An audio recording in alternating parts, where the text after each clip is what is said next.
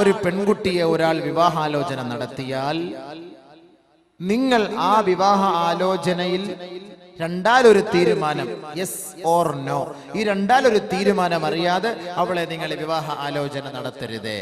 ലാ യഹില്ലു ലിമർഇൻ അൻ യഖ്തുബ അലാ ഖിത്ബതി അഖീ കമാ ഖാല റസൂലുള്ളാഹി സ്വല്ലല്ലാഹു അലൈഹി വസല്ലം. ഒരു പുരുഷനും ഭൂഷണമല്ല ഏതെങ്കിലും ഒരു പെണ്ണിനെ ഒരാൾ വിവാഹ ജീവിതത്തിലേക്ക് നയിക്കുന്നതിന് വേണ്ടി ചർച്ചകൾ നടത്തിക്കൊണ്ടിരിക്കുമ്പോൾ അതിനിടയിലൂടെ പോയി അവളെ കല്യാണ ആലോചന നടത്തരുതേ. രണ്ടാലൊരു തീരുമാനം എത്തണം. പ്രതീക്ഷിച്ച് ഒരാഴ്ച കഴിഞ്ഞിട്ട് എന്തായി, ഒരാൾ വന്നിരുന്നല്ലോ, കാഞ്ഞങ്ങാട്ടിൽ നിന്ന് ഒരാൾ വന്നിരുന്നല്ലോ, കല്യാണം ഞങ്ങളുടെ മോളുടെ കാര്യം എന്തായി, അത് ചർച്ചയിലിരിക്കുക, അടുത്ത ആഴ്ച പറയാന്ന് പറഞ്ഞു. അടുത്ത ആഴ്ച പറഞ്ഞതിന് ശേഷം വേണ്ടാന്ന് പറഞ്ഞാൽ കല്യാണം ആലോചിക്കാം. അതല്ല പറയാമെന്ന് പറഞ്ഞത് കൊണ്ട് അതിനേക്കാൾ നമ്മുടെ മകൻ സോഫ്റ്റ്വെയർ എഞ്ചിനീയർ ആണ്, അവൻ സാധാ സീതാ ഒരു എഞ്ചിനീയർ അല്ല, നമ്മുടെ സോഫ്റ്റ്വെയർ എഞ്ചിനീയർ ലക്ഷക്കണക്കിന് റുപ്യ കിട്ടും, അത് കല്ലി വല്ലി, ഇതാ ഇത് പിടിച്ചോ. ലാ യഹില്ലു, അനുവദനീയമല്ല സഹോദര, അനുവദനീയമല്ല സഹോദര. ഇസ്ലാമാണ് പഠിപ്പിക്കുന്നത്, നബിയാണ് പഠിപ്പിക്കുന്നത്. ഒരു കാരണവശാലും നിങ്ങൾ അതിനെ അനുവദിക്കരുതേ, അനുവദിക്കരുതേ. സോഫ്റ്റ്വെയർ അല്ല, ഹാർഡ്വെയർ അല്ല, ഇനി ലോകം മൊത്തം ഉണ്ടാക്കാൻ കഴിവുള്ളവരെന്ന് പറഞ്ഞാലും ഇതിനൊരു തീരുമാനം എത്താതെ ഇങ്ങോട്ട് നിങ്ങൾ ഈ ചർച്ചയായിട്ട് വരരുത്. ഇതാണ് ഒരു പെണ്ണിന്റെ ഉപ്പ പറയേണ്ടത്. ഇസ്ലാമിക നിയമം, വൈവാഹിക ജീവിതം പഠിക്കുക, മനസ്സിലാക്കുക. അള്ളാഹു ഉൾക്കൊള്ളാൻ എനിക്കും നിങ്ങൾക്ക് തൗഫീഖ് നൽകട്ടെ. കല്യാണം അങ്ങോട്ടും ഇങ്ങോട്ടൊക്കെ ചർച്ച ചെയ്തു, ആലോചിച്ചു, ഓക്കെയാക്കി, പെണ്ണ് കെട്ടാൻ തീരുമാനിച്ചു, തീരുമാനമെത്തി, അങ്ങനെ വിവാഹം കഴിക്കാൻ നമ്മൾ തയ്യാറെടുക്കുകയാണ്. വിവാഹം കഴിക്കാൻ തയ്യാറെടുക്കുമ്പോൾ ഒരു ഭർത്താവിന്റെ, ഒരു സഹോദരന്റെ, ഒരു നവവരന്റെ ഉത്തരവാദിത്തമാണ് അവൾക്ക് കൊടുക്കേണ്ട വിവാഹ മൂല്യം നിന്റെ സ്വന്തം വിയർപ്പ് കൊണ്ട് നീ അധ്വാനിച്ച് അവൾക്ക് എത്തിച്ചു കൊടുക്കുക. അതിന്റെ പേരാണ് മഹർ. ഇപ്പൊ മഹറിന്റെ അർത്ഥം മനസ്സിലായോ?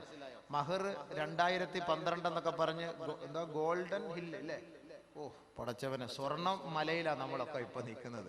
അപ്പൊ ഈ സ്വർണത്തിന്റെ വരവ് തന്നെ ആയിരുന്നല്ലോ ഇവിടെ. അപ്പൊ ഈ സ്വർണം എന്തിനാണ്? ഇത് ഓൾക്ക് നമ്മുടെ കൈ കൊണ്ട് കൊടുക്കണം. പരിശുദ്ധ ഖുർആൻ വആതുൻ നിസാ صدقاتهن النحلة فإن طبن لكم عن شيء منه نفسا فكلوه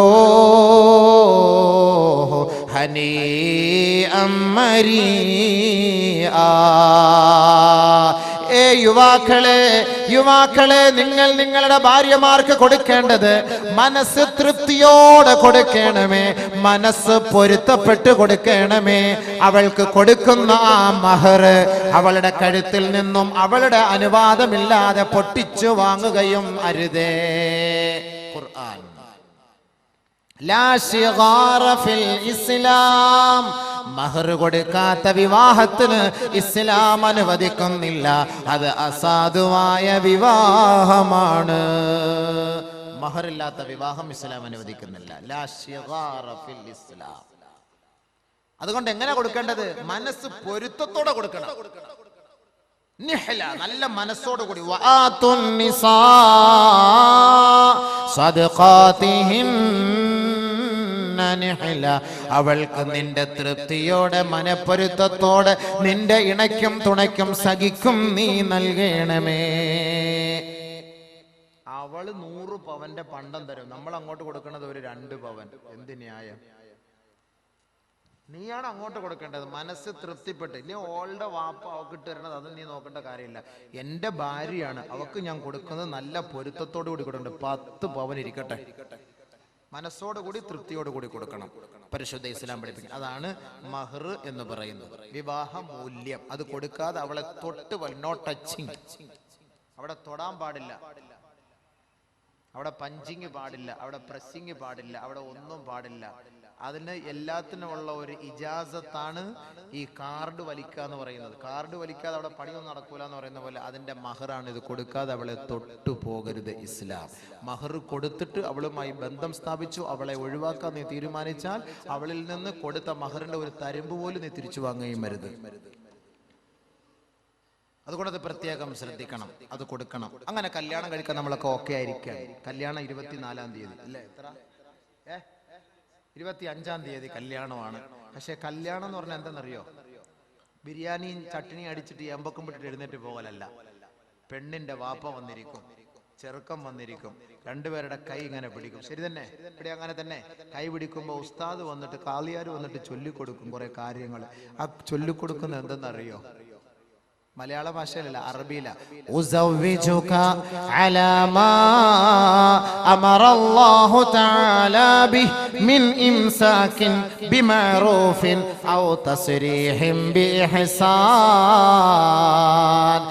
زوجتك وأنكحتك بنتي فلانة بن فلان بمهر مبلغه كذا وكذا.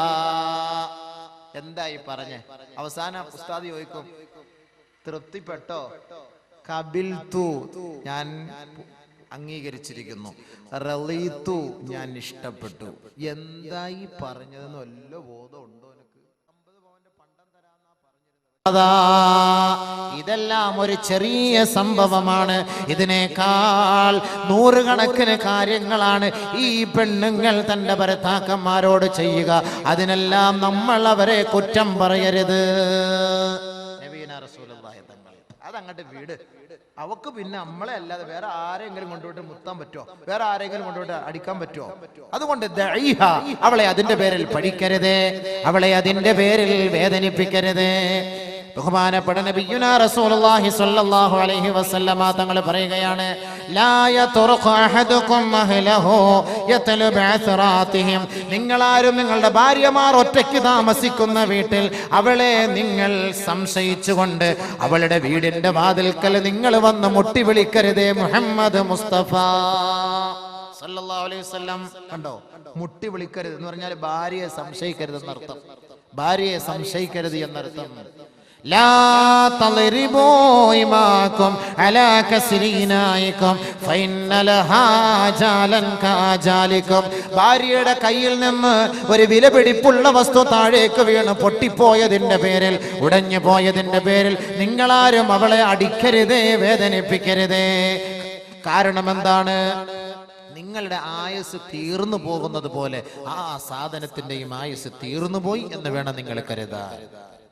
അതുകൊണ്ട് അതിന്റെ പേരിലും നിങ്ങൾ ഭാര്യയെ വേദനിപ്പിക്കരുത്. ലാ യഫറുഖു മുഅ്മിനുൻ മുഅ്മിനതൻ ഇൻ കരിഹ മിൻഹാ ഖുലഖൻ വറളിയ മിൻഹാ ആഖർ. നിങ്ങളാരും നിങ്ങളുടെ ഭാര്യയ്ക്ക് അരോചകമുണ്ടാകുന്ന സംസാര ഭാഷ്യം നടത്തരുത്.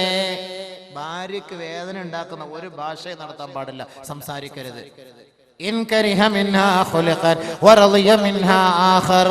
നിങ്ങൾക്ക് അവളുടെ ഭാഗത്തു നിന്ന് വല്ല അരോചകമായ സംസാരം ഉണ്ടായാൽ മറ്റൊരു സന്ദർഭത്തിൽ അവളിൽ നിന്ന് നല്ലത് നിനക്ക് പ്രതീക്ഷിക്കാമെന്ന് ഹബീബായ നബിയുനാ റസൂലുള്ളാഹി സ്വല്ലല്ലാഹു അലൈഹി വസല്ലം. ഒരു 3 സലാത്ത് ഉഷാറായിട്ടൊന്ന് ചൊല്ലിക്കെ, റാഹത്തായിട്ട്. സ്വല്ലല്ലാഹു അലാ മുഹമ്മദ് സ്വല്ലല്ലാഹു അലൈഹി വസല്ലം. സ്വല്ലല്ലാഹു അലാ മുഹമ്മദ് സ്വല്ലല്ലാഹു അലൈഹി വസല്ലം. അല്ലാഹുമ്മ സ്വല്ലി അലാ മുഹമ്മദ് യാ റബ്ബി സ്വല്ലി അലൈഹി വസല്ലം. ബഹുമാനപ്പെട്ട പ്രവാചകൻ ലോകത്തിന്റെ മാതൃകാ പുരുഷനാണ്. എങ്ങനെയാണ് ദാമ്പത്യ ജീവിതം നയിക്കേണ്ടത്, എങ്ങനെയാണ് കുടുംബ ജീവിതം നയിക്കേണ്ടത്, ആരാണ് ഭാര്യ, ആരാണ് ഭർത്താവ്, അല്ലാഹുവിന്റെ റസൂൽ നമുക്ക് പഠിപ്പിച്ചു തരികയാണ്. ബഹുമാനപ്പെട്ട ഹബീബായ റസൂലുള്ളാഹി തങ്ങളുടെ പ്രിയപ്പെട്ട മകളായ ഫാത്തിമ ബീവി, ആ ഫാത്തിമ ബീവിയെ അലി റളിയല്ലാഹു അൻഹുവിന് വിവാഹം കഴിപ്പിച്ചു കൊടുക്കുകയാ. ഫാത്തിമ ബീവി പൊന്നുമോളാണ്, അലിയാർ തങ്ങൾ തന്റെ മരുമകനാണ്. പക്ഷേ ഫാത്തിമ ബീവിയും അലിയാർ തങ്ങളും ഇടയ്ക്കിടയ്ക്ക് ദേഷ്യപ്പെടാറുണ്ടത്രേ. വകാന ഫീ അലിയൻ ശിദ്ദത്തുൻ അലാ ഫാത്തിമ. ഫാത്തിമ ബീവിയോട് ഇടയ്ക്കിടയ്ക്ക് അലിയാർ തങ്ങൾ ദേഷ്യപ്പെടാറുണ്ടത്രേ. ഫഖാലത്ത്, ഒരു ദിവസം ഫാത്തിമ ബീവി പറയുകയാണ്, വല്ലാഹി ലാ അഷ്കുവന്നക ഇലാ റസൂലില്ലാഹി സ്വല്ലല്ലാഹു അലൈഹി വസല്ലം. അല്ലാഹുവാണ് സത്യം, അല്ലാഹുവാണ് സത്യം. ഏ അലിയാർ തങ്ങളെ, മഹാനവറുകളെ, അങ്ങ് എന്നോട് ദേഷ്യപ്പെടുന്നത്, അങ്ങ് എന്നോട് വിരോധം വെച്ച് പുലർത്തുന്നത് അള്ളാഹുവിന്റെ റസൂലിനോട് ഞാൻ പരാതിപ്പെടുമത്രേ. അങ്ങനെ നബി തങ്ങളോട് പരാതിപ്പെടാൻ ഫാത്തിമ ബീവി നടന്നു നീങ്ങുകയാണ്.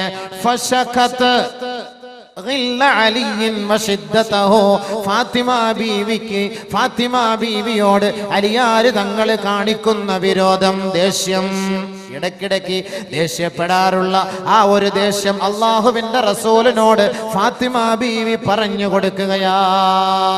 فقام حيث يسمع كلامهما അലി റളിയല്ലാഹു തആല അൻഹു ഇവരുടെ സംസാരം ശ്രദ്ധിച്ചുകൊണ്ട് ഒരു മൂലയിൽ മാറി നിൽക്കുകയാ. ബഹുമാനപ്പെട്ട ഫാത്തിമ ബീവി റളിയല്ലാഹു അൻഹ അലി റളിയല്ലാഹു അൻഹു തന്നോട് ദേഷ്യപ്പെടുന്ന കാര്യം സംസാരിച്ചപ്പോ ബഹുമാനപ്പെട്ട റസൂലുള്ളാഹി തങ്ങൾ ഫാത്തിമ ബീവിയെ മെല്ലെ അടുത്തേക്ക് വിളിച്ചിരുത്തി പറയുകയാ, യാ ബുനയ്യത, പൊന്നുമോളെ, ഇസ്മഈ, നീ ഒന്ന് കേൾക്കടി പെണ്ണേ, വസ്തമിഇ, നീ ഒന്ന് അനുസരിക്കടി മോളെ, വഅഖിലി, ഞാൻ പറയുന്നതൊന്ന് ഉൾക്കൊള്ളണേ, ഒന്ന് ചിന്തിക്കണേ പെണ്ണേ. ഒരു പെണ്ണ് തന്റെ പിതാവിനോട് തന്റെ ഭർത്താവിനെ കുറിച്ച് വല്ല പരാതിയുമായി പോയാൽ, ഉപ്പമാരെ, ഉമ്മമാരെ, നിങ്ങളാണ് ആ മകളെ ഉപദേശിക്കേണ്ടത്. അതിനുള്ള തെളിവാണ് ആയിഷ, ഫാത്തിമ ബീവിയും അലി റളിയല്ലാഹു അൻഹുവും അവരുടെ ജീവിതത്തിൽ സംഭവിച്ച സംഭവത്തെ കുറിച്ച് അലി റളിയല്ലാഹു അൻഹു റിപ്പോർട്ട് ചെയ്യുന്നത്. ഫാത്തിമ ബീവിയെ മെല്ലെ അടുത്തേക്ക് വിളിച്ചിരുത്തി ഫാത്തിമ ബീവിയോട് നബി തങ്ങൾ പറഞ്ഞു, നീ ഞാൻ പറയുന്നതൊന്ന് കേൾക്കണം. ലംറഅത്തും ബിംറഅത്തിൻ, ഒരു ഭാര്യയും ഒരു ഭാര്യയാവുകയില്ല, ഒരു പെണ്ണും ഒരു പെണ്ണാവുകയില്ല. ഹത്താ ലാ തഅതി ഹവാ സൗജിഹാ വഹുവ സാകിതുൻ, ഒരു ഭർത്താവ് ഇഷ്ടപ്പെടുന്നത് തന്റെ ഭാര്യയുടെ ഭാഗത്തു നിന്ന് ഉണ്ടാകാത്തിടത്തോളം കാലം ഒരു ഭാര്യയും ഒരു ഭാര്യയാവുകയില്ല മോളെ. അതുകൊണ്ട് നീ അലിയാര് തങ്ങളോട് ക്ഷമയോടും സഹനതയോടും അവരുടെ ആവശ്യങ്ങൾ കണ്ടും മനസ്സിലാക്കി ജീവിക്കടി മോളെ. ഫാത്തിമ തോ ആബറൂയെ ഉമ്മത്തെ മർഹൂം കാ, ലോകത്ത് മുഴുവൻ നാരിമാരുടെ കണ്ണുനീരൊപ്പിയെടുക്കുന്നത് സ്വർഗത്തിലെ സുന്ദരിയായ മോളെ ഫാത്തിമ നീയല്ലയോ? അള്ളാഹുവിന്റെ റസൂലിന്റെ പ്രിയപ്പെട്ട മോളാണ്, അവിടുത്തെ കരളിന്റെ കാതലാണ്. എവിടേക്ക് യാത്ര തിരിച്ചാലും മദീന പള്ളിയിലേക്ക് എത്തുമ്പോ അള്ളാഹുവിന്റെ റസൂലിന്റെ ഇടനാഴിയിലൂടെ പൊന്നുമോള് ഫാത്തിമയെ ഒന്ന് നോക്കുമത്രേ. ഫാത്തിമയെ ഒന്ന് കാണാതെ അള്ളാഹുവിന്റെ റസൂലിന് വിശ്രമമില്ല. ആ റസൂലുള്ളാഹി തങ്ങൾ പൊന്നുമോൾ ഫാത്തിമയെ മെല്ലെ അടുത്തേക്ക് വിളിച്ചിരുത്തി തടവി തലോടിക്കൊണ്ടാണ് പറഞ്ഞത്, തന്റെ ഭർത്താവിനെ തൃപ്തിപ്പെടുത്താത്ത ഒരു പെണ്ണും ഒരു പെണ്ണേ അല്ല.